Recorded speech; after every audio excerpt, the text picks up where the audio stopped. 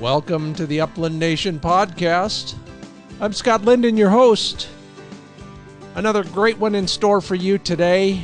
Pro guide, dog trainer, giving us some practical advice on how to get the most out of our own pooches. Tracey Lieske joins me in just a few minutes. Looking forward to learning a hell of a lot from this guy. He's been in the business a long time, hunting wild birds in the great north, I'll call it that. More on him to come very soon, but plenty else to talk about as well. How your weekend went, why you hunt. We'll do a poll on how you support conservation. Our dog training segment will be a listener question and my answer on how many hours a dog can hunt in a day. So be curious to hear from you on that one as well. And then our public access segment, This Land is Your Land, offer up I'm going to climb up on my soapbox a little bit, suggest a few things to you that might help in the long run and the short run, actually, for that matter. So a lot to talk about, starting with the weekend around here. The snow is gone, at least for now. And if you're in Texas, you have my sympathy, because even though the weather has probably lightened up, relatively speaking, you're still suffering in 1 or 101 ways. So good luck on that. A lot of questions over the last few days about how the weather in Texas is going to affect bird populations and the hunting business in general. Had a fascinating conversation with somebody about how bad weather in Texas means lots of dogs on the market from pro trainers and hunting guides down there that they can't use anymore for any number of reasons. So, if you're wondering why there's a flood of great pointers on the market, it might be in part due to that. So, interesting stuff. Right here, dog training is in high gear, shooting some videos for my friends at Happy Jack on that topic. You'll be able to watch those very soon. And in the shooting arena, yes, I'm still working hard at getting 20 gauge target ammo so that my summer of 100 rounds per weekend, all summer, will take place. So if you know anybody, or if you got any suggestions about how to find 20 gauge target ammo, man, I am open to that. It is tough to find. Your weekend? Well, we don't have any hunting to talk about, really. With a few exceptions. So I'm asking on our Monday morning debrief about the reasons we go hunting. And this week's question was regarding the third highest criterion on our list, according to my Upland Nation Index survey. And that is, we hunt to walk among beauty, be in beautiful places, love the places we are, and surprisingly, maybe not surprisingly, more comments on this topic than the first two. Keith Erickson, my new friend from Northern Nevada, says, the day after speaking with you at the motel, here's a shot, and it is a beautiful one, of a lightly snow-covered plateau in Northern Nevada, and hopefully, Keith, you'll be showing me that one next season. Christy Anderson, oh my, what a beautiful shot of some aspens in a lot of vegetation and 2 or 3 different colors of blooms, and I won't venture a guess as to say more than they're reddish to these colorblind eyes. She says early season grouse hunting is breathtaking.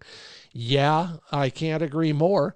Glenn Ainsworth shows me a big, wide shot of a whole bunch of folds in the landscape with probably creek bottoms at the very bottom of each of those. This wasn't from last weekend, but from last season, he says. It proved to be a pretty good day. Well, aren't they all when the scenery looks like that? And Mike Harris reminds us that the upland season in Alaska goes through March. He's got a picture of his beautiful wire hair and the Chugach mountain range in the background. Looks like winter there, Mike. Brr. But you can see all the way to Kodiak, he says. Puddle ducks on the flats and sea ducks everywhere else. And several big game hunts on the agenda for him. Linda Syke says the Yucca Valley and some training going on and tracking as well this weekend. And Nick Spurlock finally got to take a young lady along who worked so hard to pass her hunter's safety, got her first license, and has very good taste in dogs. It looks like a short hair and a Labrador sitting with her. Good on all of you. So keep up the good work. Another great question for you coming up very soon. Every Monday morning at the Wing Shooting USA and the Upland Nation Facebook pages. So check in every once in a while, share your thoughts, and share your photos, because we love looking at them, especially as the season winds down and we got nowhere else to go for a thrill like that. All right, the Upland Nation podcast is brought to you in part by Sage and Breaker gun care products crafted at the highest caliber, always free shipping, gift cards. Get on the mailing list. You'll have your first shot at new gear before everybody else finds out about it. Go to sageandbreaker.com. And for slightly used brand name gear, go to uplandnationdeals.com. That's where you'll find the stuff that you really want, that you maybe would rather pay less than full price for. About half price is what most of the stuff goes for there. It's all at uplandnationdeals.com.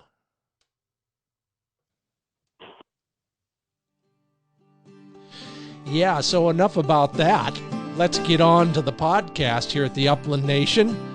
Joining me from Mimo's farm is where he's based these days for hunting and dog training. Tracey Lieske joins me. Tracey, welcome to the Upland Nation podcast. Well, thanks, Scott. I appreciate the invitation.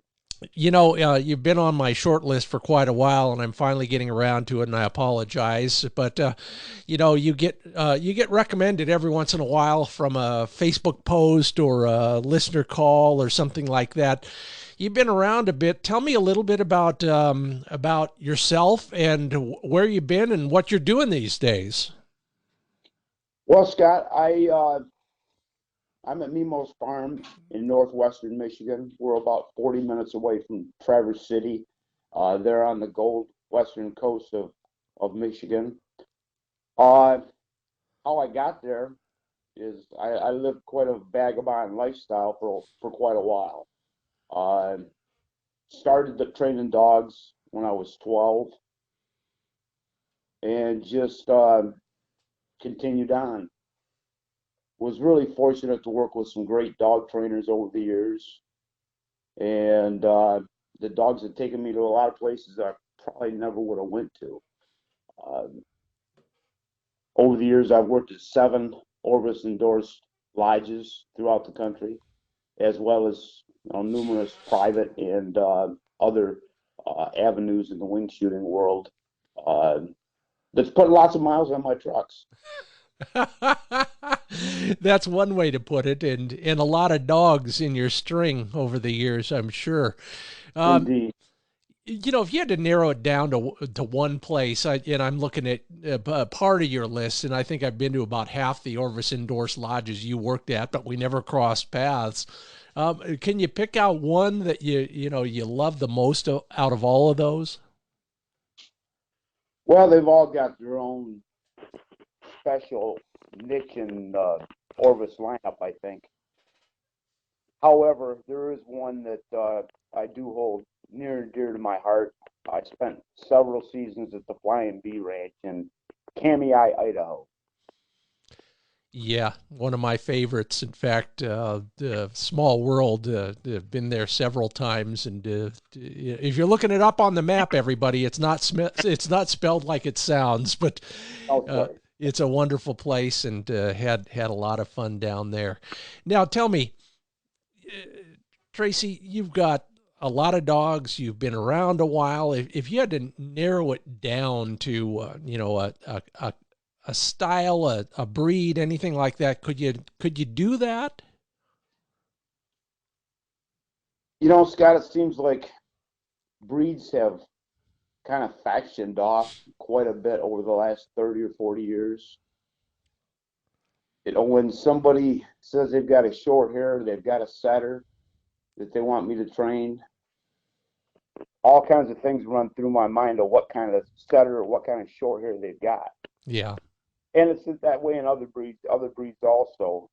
Uh, I like to look more at families within the breed. A good dog's a good dog, and I because I don't do a lot of breeding, uh, I'm not really breed blind, so to speak. Currently in my string, I've got 3 Rottweilers, 3 English setters, and 1 Dynamo English Cocker Spaniel. We're going to talk about that cocker in a few minutes for sure. But of course, I've got a soft spot in my heart for those bearded breeds, and looking at one now. He's sleeping, and hopefully he'll stay quiet for the rest of the podcast. But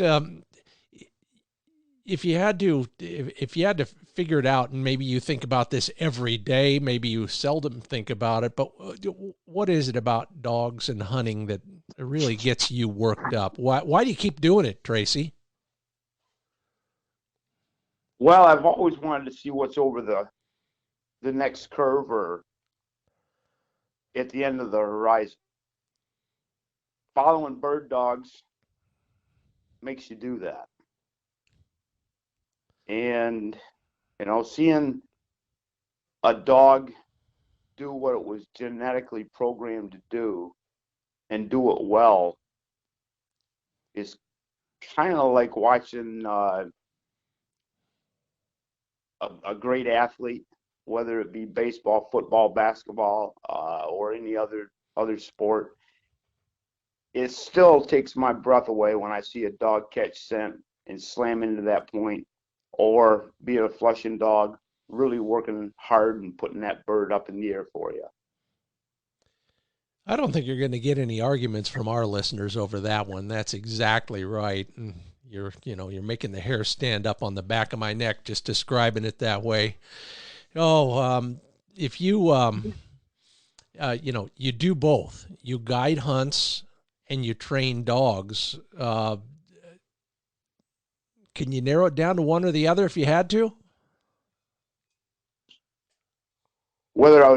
Scott, whether I'd like to guide or train? Right.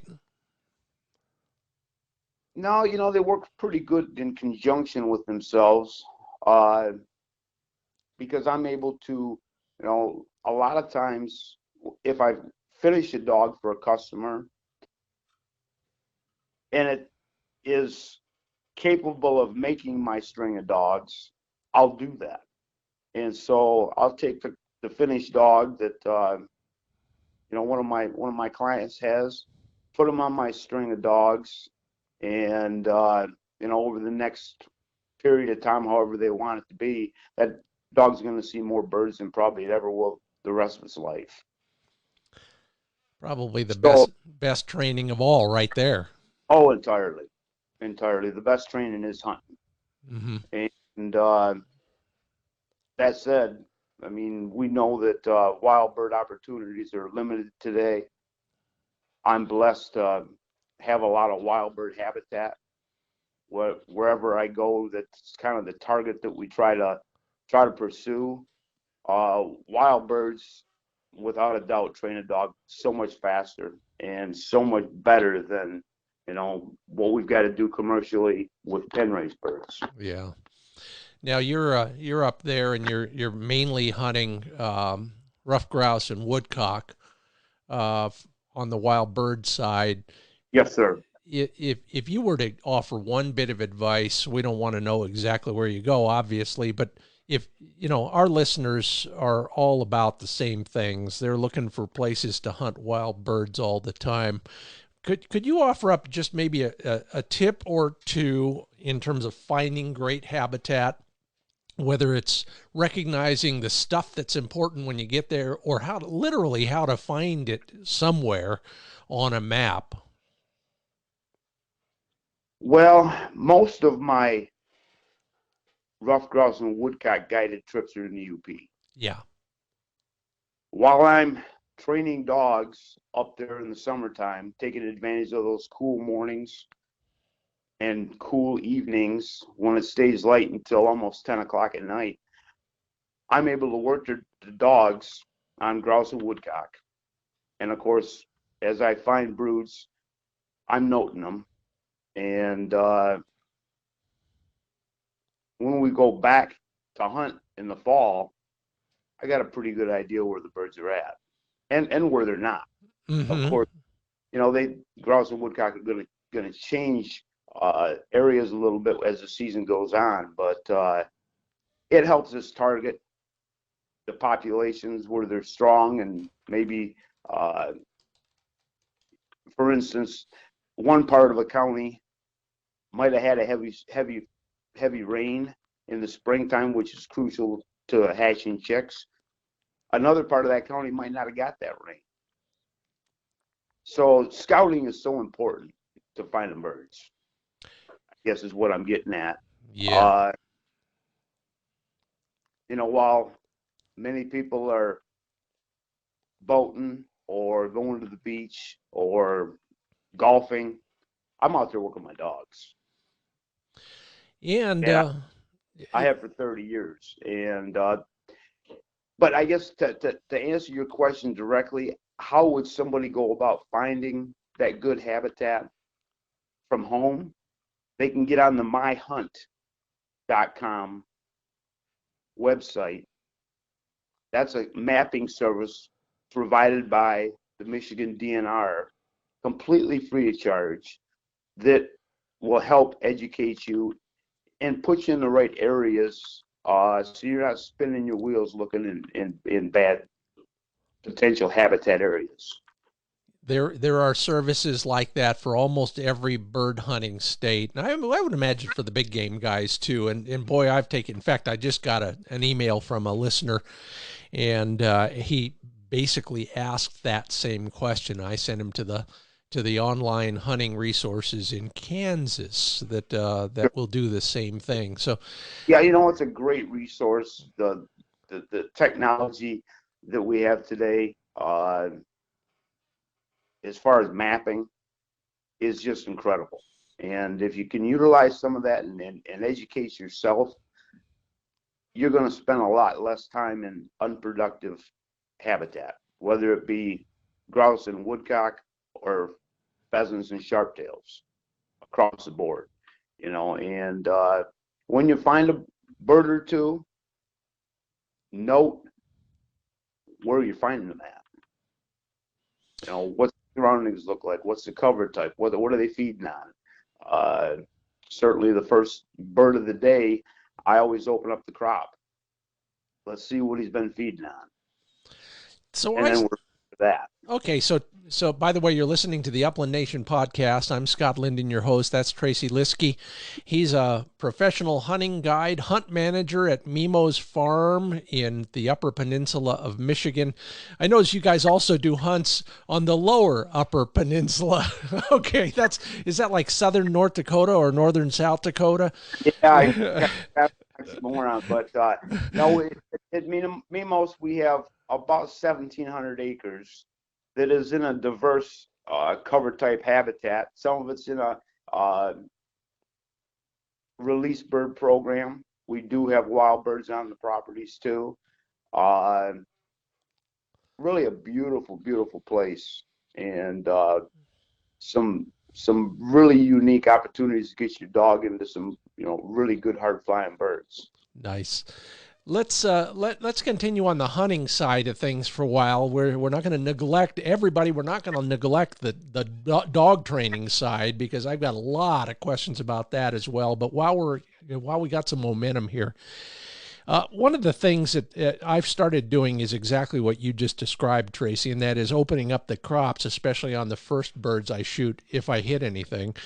And it is very educational. But what I haven't figured out is the simplest way to do that. All right, so let's get our fingers a little bit dirty here. When you're going to do that, how are you doing it? I just take my thumb and forefinger and open up the skin. Yeah. And if it's a tougher bird like a seasoned rooster, you might have to take your knife to do it. Mm-hmm. But it's imperative that you find out what that bird's feeding upon. What to find more. I've been amazed, at least out in the West, how late in the day birds start filling up that crop, how late they actually start eating, which is also eye-opening in a lot of ways. But if you're new to that whole game, everybody, Tracey, point out where on a bird's anatomy we're going to find that crop. Right at the top of the breast. If you take your thumb and put it right into the cavity at the top of the breast between the left and the right side, that's where you want to enter the skin. Right.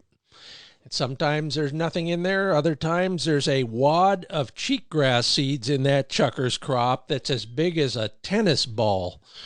But that's just me. So, Tracey, professional hunting guide hat on you right now. What is the biggest mistake that your guide clients make in the woods when they're hunting with you? Well, with ruffed grouse and woodcock, positioning yourself is so important. You got to anticipate where the exit route's going to be for that bird coming off the ground.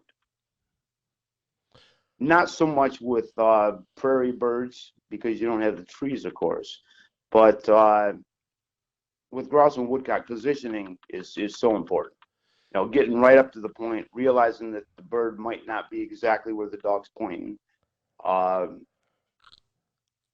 Grouse and woodcock, as all birds, are running today and running more than they ever have. I think just kind of out of a Darwinism evolution. The birds that sat tight were harvested. The birds that ran lived on to breed again. As my good friend Steve Smith from the Point and Dog Journal fame says, quail are running like woodcock, woodcock are running like grouse, grouse are running like pheasants, and pheasants are running like hell. Leave it to Steve. That is brilliant and so true. So, you know, let's deal with that's for sure. Let's deal with that because number one, let's not leave that positioning thing, because wouldn't you think that the positioning also, we're worried about where the bird's going to go, but we're also worried about actually having room to swing our shotgun. I mean, I've shot a lot of alder trees over the years. So that becomes more of a priority for me because I don't need any more excuses for my bad shooting. But what can we do about these running birds? We got a dog that we think is pretty good, and then we take him out into the woods on a wild ruffed grouse hunt, and all of a sudden they're all running on us. What should we expect from, and what can we train for with our dog? Well, first of all, a dog's only going to get better by experience. And the more you can get them on wild birds, the better. I let my dogs reposition themselves if the bird does run out from under them. I like to have a dog that will, to use an old term, set the bird. And I remember an old friend of my father's would ask me if my dog, he was a old grouse hunter back in the 50s and 60s and he'd ask me if my dogs were setting the birds. And I says, what? I said, Neil, they're pointing them. He says, your dogs have got to learn how to set them. And I finally figured out what he was talking about. That dog's got to put the fear in that bird. The bird is going to set tight and wait for the hunters. And some dogs can do that naturally.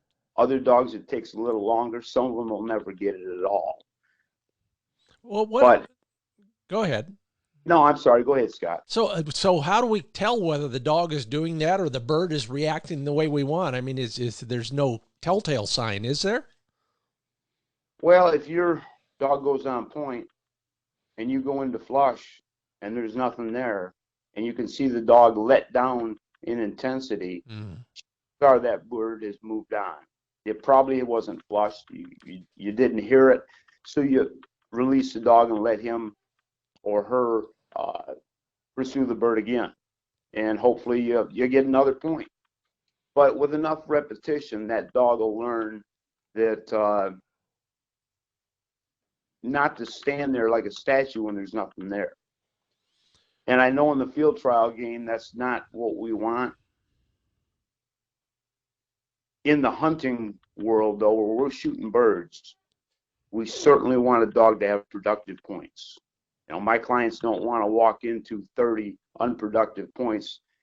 After a while, they would kind of turn their head when the dog goes on point because he's figured nothing there anyways. Yeah. When my dogs go on point, I want there to be a bird there. So we're giving them a little bit of leeway in terms of selection and decision making. Exactly. An old mentor of mine back in Michigan told me that years ago he told me a pointing dog should be 90% out of control, 10% under control. Yeah, I got a wire hair that's about right in that ratio. And then a flushing dog or a retriever uses a flushing dog needs to be 90% under control and 10% out of control. So they're just complete opposites. I love that idea, and we'll talk more about the balance there later on in the Upland Nation podcast. That's Tracey Lieske. He's with mimosfarm.com in the Upper Peninsula of Michigan. Hunt manager, dog trainer extraordinaire, been in the game for a long time. Scott Linden here, your host, still learning my way through the podcast world, but I hope you're enjoying and learning from it. Tracey, if you had to narrow it down to the minimal number of commands and skills that we need to teach a good hunting dog, could you do that? Well, first of all, most people talk to the dogs way too much. Not only does that confuse the dog, but going back to our wild bird scenario, that's alerting every bird in the county where you're at. So I don't talk to my dogs at all. All my communication with the dog is through the collar. Now I'm intrigued. Tell me how you use that collar. Well, the collars today are equipped with a variable intensity dial or buttons, whichever brand you're using, it doesn't matter. To turn the dog, if the dog's on the far left and I want him to go to the right and quarter in front of me, we train him to turn on 2 nicks, a tap on the momentary button of the transmitter. And for them to come all the way in to you, we use 4 taps on the momentary button on the collar. I don't use a whistle. The only time I use a whistle is if a dog's having a hard time finding me, which, in the grouse woods, early season, you can't see 10 yards ahead of you. Sometimes that comes into play. But most of the time, I do not want to be talking at all. I tell you, Tracey, every year I relearn this same lesson over and over again, and I'm evolving to the same point you are. I'm using the collar in various ways. I'm using that beeper and that vibrate function a lot more than I thought I would, doing the same things you are, but with those instead. How about the hunters themselves? What are the things that you find yourself always trying to remind your hunting clients about when they're in the field, besides getting in the right position for a shot? Safety, skills, strategy, whatever. Yes, safety is always paramount. This is for sport. We're not doing it to put food on the table. And, safety is always, the number one concern. That said, most of my clients are repeat customers, so they get it. They've hunted with me before, so we don't have to spend a lot of time talking about it. But I start every hunt with a safety briefing. Tell them not to take low birds, keep their gun muzzle pointed in a safe direction. We all understand basic firearm safety. But concerning what the hunters, what I would like them to do more, get yourself in shape. If you golf, don't take a cart. If you shoot sporting clays, leave them carts back at the clubhouse. Get your legs in shape so you can walk. It's been said by people smarter than me that birds aren't killed by shotguns, they're killed by legs, being able to cover a lot of ground. That will be a part of our discussion in the second half of the show, by the way, so stick around for that. I got a question coming up from one of our listeners on that. If you were going to tell somebody how to be a better shooter in the field in one fell swoop, what is the one thing I could do differently that would help me hit more birds? I would say probably the number one thing, if you're going to shoot clay targets of any discipline, shoot with a low gun. Mm-hmm. The gun mount's so paramount in getting on target, and that builds muscle memory so that you're quicker in the field.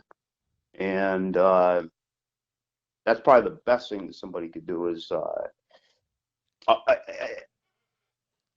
away from taking an actual shooting lesson from a qualified shooting instructor. Yeah. You mentioned quickness, and I'm working on exactly the opposite, because eventually it will pay off in a quicker, a better mount, but you got to start slow. You don't start by you don't run the 100-meter hurdles at full-on speed the first time you're going over hurdles. You got to learn how to get over the hurdles first. And I'm back to that. I'm going back to school on that whole idea. But the low gun mount is absolutely critical, and I couldn't agree more with that. When you're in the field with your dogs, and you've got a big string, so it's a little bit different for you. But if you need to run a dog or all your dogs, and you need to keep up their energy levels, there's conditioning, of course, and you're probably doing some of that. But then in the field that day, for example, do you feed the morning of a hunt when you're going to run that dog? No, I do not. I feed at 5 o'clock at night every night. And all season then? All season. Okay. So your dog doesn't have to worry about that in the morning. What if they start lagging during the day? Is there anything you can do? Some people will call it low blood sugar. Other people will call it other things. But there are dogs that they just can't cut it after 2-3 hours in the field. Can you give them anything, or do you do anything to prevent that? Well, I can understand that from, a hunter having just one or two dogs, and having to, got a trip planned with me or out west or wherever, and you got 3 days to hunt, and your dog's out of gas. That's a pretty difficult situation because you still want to bird hunt. I know that there's lots of commercial supplements on the market. I think you're best off starting with just a good quality 30-20 dog food and conditioning your dog. How are you doing that with your dogs? Is it mainly that the summertime, I'll call it scouting / training, or do you road your dogs as well? I rode them as well. And how are you doing that? I do it off a four-wheeler. Mm-hmm. Mm-hmm. An ATV that, I've got, it's set up so I can run 4 dogs at a time. And not only does it build their conditioning, it also toughens their feet so you don't have problems with their feet out in the field. Yeah. Again, I know that a lot of the hunters out there have got to have other things that they do in their life, whether it's work or whether it's going to the kids' Little League baseball game. But spending time with your dog, getting him in shape, getting yourself in shape, scouting preseason so you know where you're going to go on opening day. That's what makes a a quality, successful hunt. Well, this guy knows what he's talking about. That's Tracey Lieske. I'm Scott Linden. This is the Upland Nation podcast. Tracy, hang on. You get a quick break while I start selling stuff around here. So everybody else stick around. We also have a question from one of our listeners on a related subject. So we'll be back with our Handle It segment in just a moment.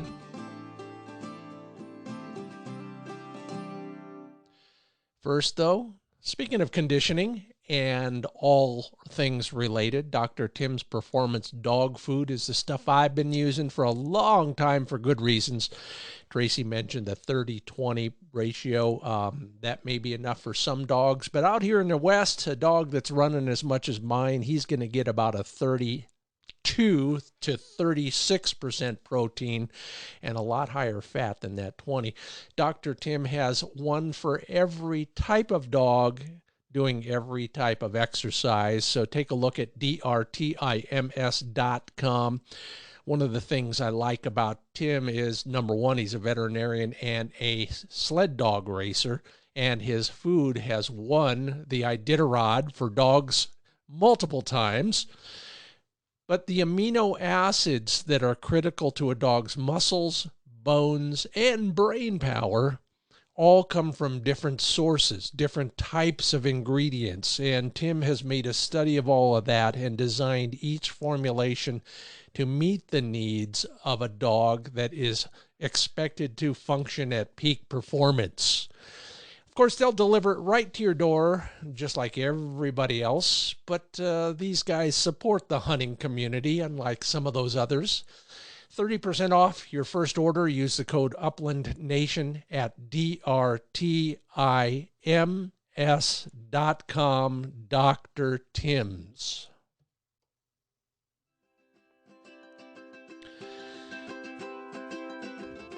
Boy, the questions I get, I sure love them. This Handle It segment seems to be getting more and more questions these days, and to keep them coming, I'm happy to try and address your issues there. It's all brought to you by Happy Jack Dog Care Remedies, skin coat, parasites, fleas, and ticks. It's all available at happyjackinc.com, including some great solutions to your dog's pad problems. This is related in a way to what we've been talking about so far. Don Schur has asked me in recent days, when on a long pheasant hunt, what is a good rule of thumb on pacing your dog in the field for time? And so Don, I've addressed this in a couple different ways because I'm not quite sure exactly what you mean by time, but out here in the West, if we're hunting chuckers, our dogs are going to cover 10 to 30, sometimes 35 miles in a day. But that's big open country, and that's the way you got to find those birds. You know, a pheasant dog like you're talking about, if you're in the right place at the right time, a dog could hunt 2 miles and put your limit in your bag. It could be 5 miles to do all that. Probably on level ground, which is good. If your dog is running more than 5 or 6 miles a day for a pheasant hunt, then your dog is working pretty darn hard, especially if there's crops that haven't been cut, even a cut cornfield for that matter. That's hard work. And then if you want to know about how many hours, well, that depends as well. You know, you have all heard about pheasant hunts that conclude in 15 minutes because so many birds got up in front of the hunters that day. But 2 to 7 hours is probably a, fair estimation of what you can expect a dog to do in any given day on any given type of bird. And if your dog is working that hard at the long end of some of those days, you probably ought to think seriously about giving that dog at least a full day to rest afterwards. I know it's easier said than done. Doesn't happen all the time, that's for sure. But if you can, give them a break. Tracey Lieske, would you concur with those bits of advice for what they're worth? Oh, without a doubt. That's all spot on. Something else I could add to the hunter that might be running out of dog power. during a 2 or 3 day hunt. You might look at getting a buddy that's got a dog, or better yet, adding to your kennel of dogs and getting another one. I try to buy a dog or obtain a dog every 3 years Yeah. Yeah. minimum. And even if you're an individual hunter that's doing it for a pastime and a hobby and not a profession, if you had dogs that were 9, 6, and 3, you got 3 dogs, you should be able to just about cover anything with proper rotation and proper conditioning of those 3 dogs. That is absolutely correct. I couldn't agree more. And of course, the reason Flick is in the kennel here is because back in the day, Manny broke a toe, and all of a sudden, that changed the dynamic at the house enough to give me permission to get another wire hair, which I'm knocking wood for. So injuries as well as that fatigue factor, and then there is the joy of hunting with somebody else's dog once in a while. I know it's tough. And my buddy Dave would say he will never hunt unless he can hunt with his own dog. And I understand all of that. But all good reasons to consider adding another dog to your string. What are the biggest challenges to a string as big as yours, Tracey? Well, I only have 7 dogs currently, Scott. Yeah. I've got them in range of ages from 13 to 2. And, having 7 dogs is certainly more than most individual hunters are gonna get into. But as far as keeping those dogs conditioned, it's a lot of work. But it pays dividends in the hunting season. Well, we've explained all of that, and I get it. I absolutely get it. Are there practical considerations for somebody who has more than one dog that maybe you've learned times 7 that you could pass along to us? Well, traveling's always difficult, Yeah. when you've got a bunch of dogs, as far as the actual travel to get to your destination. And then, once you get there, taking care of them when you're not in the field. So that consumes a big part of my day, making sure that my dogs are well taken care of, whether they're my personal dogs or dogs that I'm training. Are there any things that you do when you're on the road with that many dogs or several dogs? Maybe you don't take them all the time, but you do move them around, I'm sure. In terms of where you stop, what you do when you stop, how frequently you stop when you're on the road, anything like that that we might not think about that has come in handy for you? Well, a lot of our training, so to speak, dogs have to be trained to travel. Yeah. They have to experience it. For a dog that's never been in a dog trailer or in a dog box or a travel crate for multiple hours at a time, that trip to South Dakota or the west end of the UP could be a little difficult for them to do that. So we like to, spend time traveling the back roads with our dogs in the crates and get them used to bouncing around, get them used to what that whole lifestyle is like, traveling and not being in the kennel all the time. Do you, it's funny, I was just thinking about this because I have a friend up in upstate New York who's got the ultimate traveling rig for a dog guy. And I never thought about this because I spoil my dogs. They always have bedding in their travel crates as well. When you're traveling, do you have anything in there that helps them along those lines, whether it's hay or a bedding of some sort? Very seldom Yeah. do I like to put anything in a travel crate or in a trailer box as far as bedding, or it seems like they just causes more problem than it solves. Yeah. Yeah. Especially Of if you course, have to clean up. yeah, we've got cold weather concerns in Michigan, as well as some warm weather concerns too. And when I travel to the south in the wintertime, a lot of times it can get warm. So with the bedding, it just seems to be, it sounds good and it sounds necessary to us, but I don't think it's necessary for a dog. Yeah. Whether you're traveling or you're training, wherever we are in our backyard, and I'll be out shooting a video later today using some of this stuff, but what what are some of the more critical bits of training equipment that you use that we probably ought to invest in as well?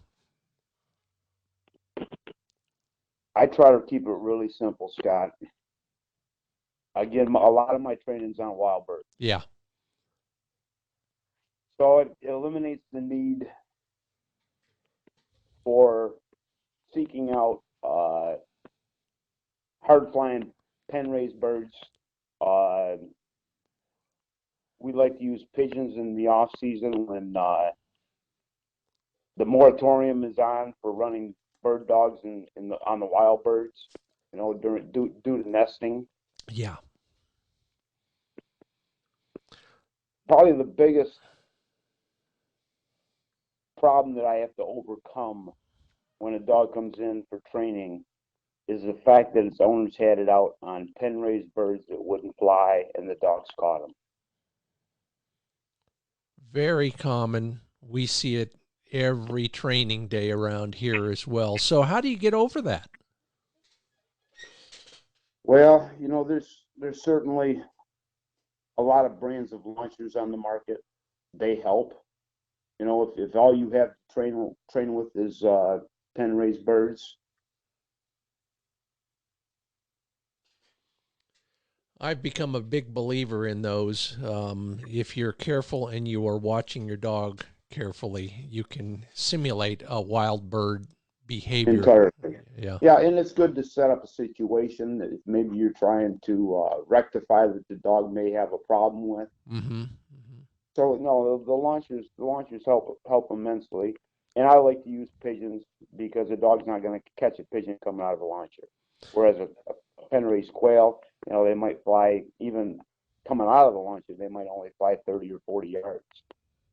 Yeah, and a motivated dog will run 130, 40 yards if he wants it bad enough. Entirely. What about check cords, steadiness? What's your expectation for steadiness in the field when you're hunting with clients, for example? Well, first of all, I don't teach whoa. I don't use that word in my vocabulary whatsoever. Mm-hmm. What I find Why's that? what I find was, Scott, with owners of dogs that I've trained, or maybe I'm hunting with them, and years ago when I did teach whoa, what do we do is we're walking that dog into a place where we know we put a bird. Chances are first thing you're gonna say before the dog even thinks about it, you're gonna say whoa. And whoa the bird, whoa the dog into the bird. Yeah. Yeah. We teach the dog whoa means when the bird's flushing. They don't want to flush the bird. And a bird in the air means that they better stop. Mm-hmm. So the bird becomes the teacher and the bird becomes the command, the flying Exactly. bird. Yeah. We know dog training is all associated behavior for the most part. We can stop the dog on whoa, certainly, if that's how it was trained, because they associate the word whoa with stopping. Well, I go the other direction, and a bird in the air means to stop. So consequently, we get some pretty hard points, a lot more intensity. We keep the prey drive up. We're not talking to the dog again and alerting all the wild birds in the area where we're at. And the dog is much more confident doing his task of hunting because he doesn't feel like he's being overhandled. Do you expect him to be steady through the the flush and the shot and the fall, or where do you draw the line on that debate? Well, that's certainly a can of worms, and it depends on what you're looking for. You know, a finished dog to some people is a dog that points birds. Finished to me means that you're happy with where it's at. My personal dogs are never finished. I'm training them all the time. My personal dogs are never finished either, and it's all my fault. Well, and that happens, sure. And you know, with a long hunting season or a long preserve season, we can let some things go that all of a sudden become big problems along the way. I like a dog to be steady to wing shot and fall. However, for the average hunter who's carrying a shotgun and trying to handle the dog and trying to shoot the bird that the dog points in the flush, it's not real realistic that you can pay attention to that dog all the time. When I'm guiding, I'm not carrying a shotgun. I've got a transmitter in my hand and I'm watching the dog.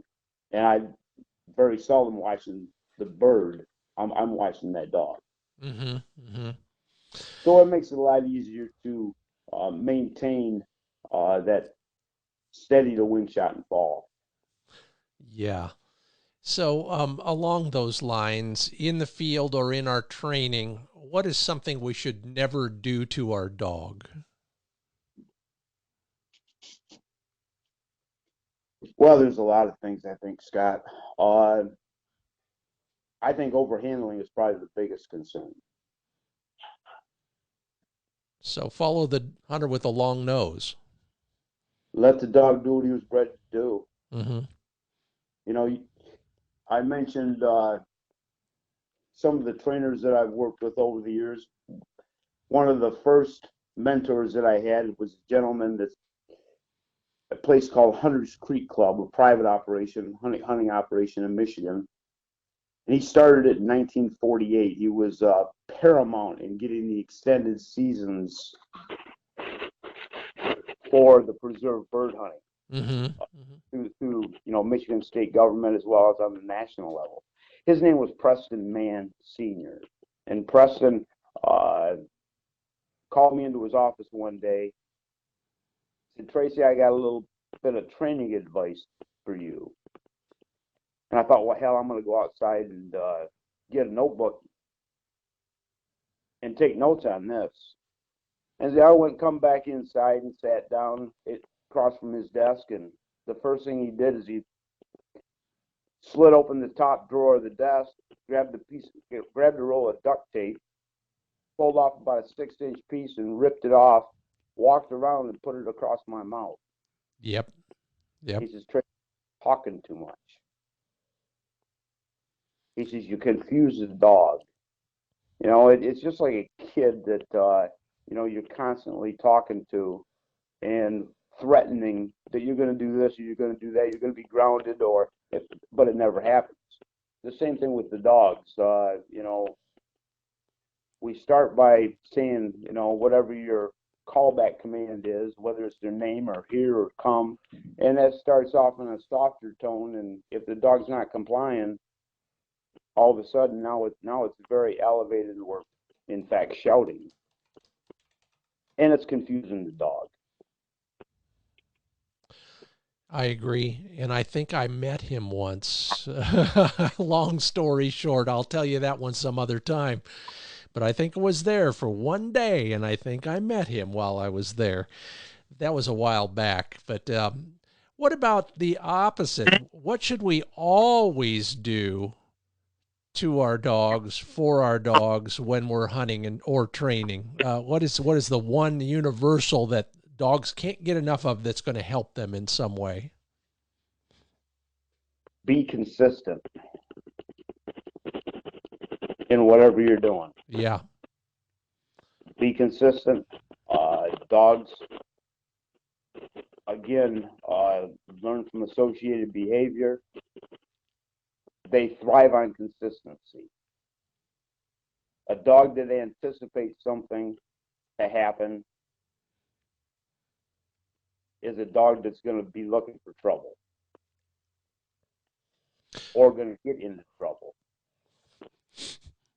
Sounds like the kids I used to teach.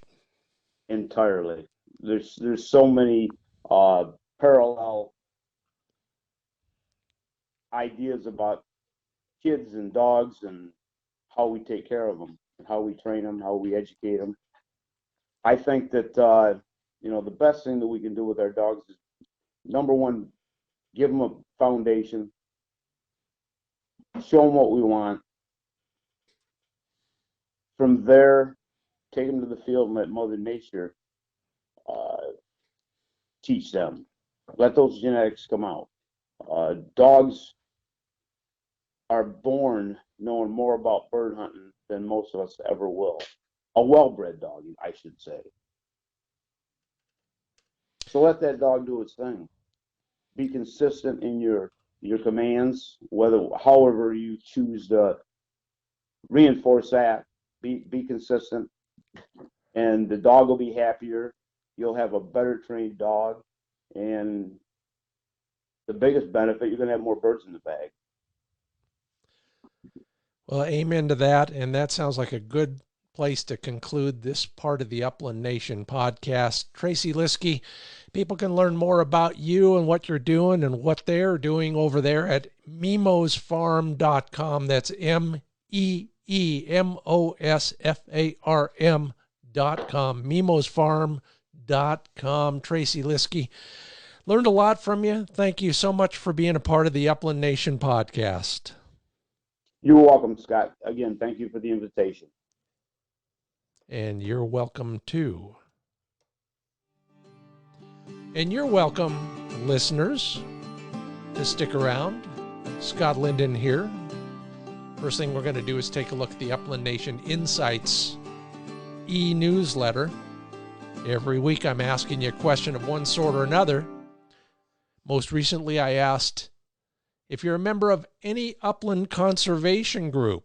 And good on you. 70% of you said yes. The only question is, what about the rest of you? See no value in that? Or is it just that you haven't found the group for you yet? I mean, whether it's a local group, national group, it doesn't matter. There's somebody out there for you. Maybe it starts with a dog training club and it goes from there. Most of the dog training clubs I'm familiar with are doing a lot of work in the world of conservation as well. So consider that, please. It's the easiest way to support all the things that are important to us. And finally,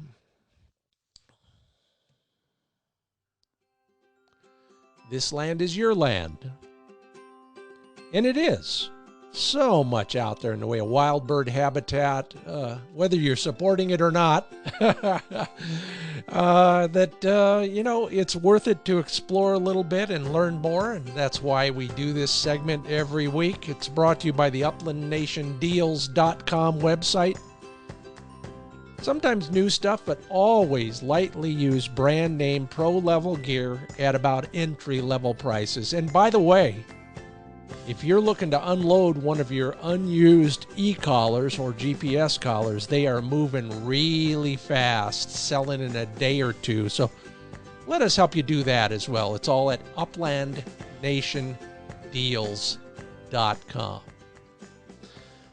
Okay, usually I'm talking about a place for you to go hunting that's publicly accessible and might hold some birds. But this time I'm going to talk a little bit more about the gestalt, the whole idea of hunting in communities around the country. Hunting is economic development. Sightseers aren't probably the tourists supporting an economy in those towns that we visit for hunting. In fact, in many of those towns, the only thing they got going for them in the way of visitors is visiting hunters. They are what propels the local hardware store, restaurant, hotel, all of the above. So if you want to see the welcome mat rolled out in upcoming seasons, consider doing your part by buying your fuel, your groceries, your ammo in the town nearest the destination. I know you can't always do it, and you do need to plan ahead, and sometimes there is no community, but when there is, some of the benefits include keeping those businesses in business for next year, and supporting them will ultimately support the hunting economy. Stay at a local hotel, eat at the coffee shop, hire a local guide periodically, visit the historic sites, go to the local high school football game. Always a good time somewhere in that community, depending on which community it is, and always stop at the local Chamber of Commerce. They'll have up-to-date information and maybe a hunting tip or two. A lot of them keep a list of the places that are available for hunters like you and me. Thank you for listening. Appreciate your allowing me to extrapolate a little bit on my economic development philosophy. And that is enough of a lecture from me. I hope you learned something from Tracey Lieske here at the Upland Nation podcast. I sure did. If you enjoyed the podcast, please rate us at Apple Podcasts. Tell your friends. Check in every day at the Wing Shooting USA and the Upland Nation Facebook pages. Appreciate your doing all of that, and all of those of you who do rate us, thank you a little bit more, including Rick Ray. And by the way, welcome to the world of podcasts, Rick. Our quote this week, anonymous. Boy, does he or she have a lot of great things to say, including this: if you can look at a dog and not feel vicarious excitement and affection, you must be a cat. Thanks again for joining us. I'm Scott Linden. This is the Upland Nation podcast. Talk to you soon.